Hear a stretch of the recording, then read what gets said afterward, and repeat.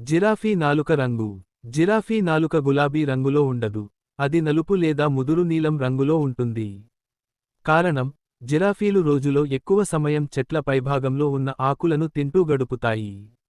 వాటి నాలుకకు ఎండదెబ్బ తగలకుండా ఉండటానికి ప్రకృతి సిద్ధంగా ఆ రంగు వచ్చింది. ఇసుక కంటే నక్షత్రాలు ఎక్కువ. భూమి మీద ఉన్న అన్ని సముద్ర తీరాల్లో ఉన్న ఇసుక రేణువుల సంఖ్య కంటే విశ్వంలో ఉన్న నక్షత్రాల సంఖ్యే ఎక్కువ. విశ్వం అంత విశాలమైనది. నత్తల నిద్ర.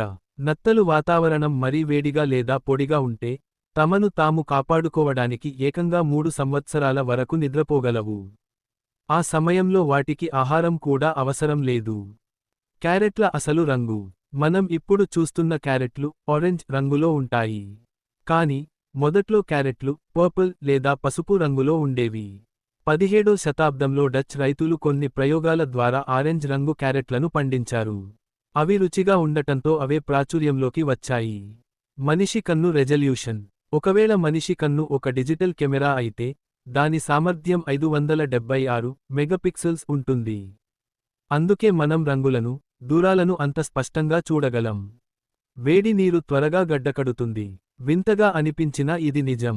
డీప్ ఫ్రీజర్లో చల్లని నీటి కంటే వేడి నీరు త్వరగా గడ్డకట్టి మంచుగా మారుతుంది. దీన్ని సైన్స్లో మపెంబా ఎఫెక్ట్ అంటారు. సహారా ఒకప్పుడు అడవి. ప్రపంచంలో అతిపెద్ద ఎడారి అయిన సహారా కొన్ని వేల సంవత్సరాల క్రితం పచ్చని చెట్లు, నదులు మరియు సరస్సులతో నిండిన ఒక దట్టమైన అడవిగా ఉండేది. క్లైమేట్ చేంజ్ కారణంగా అది ఎడారిగా మారిపోయింది.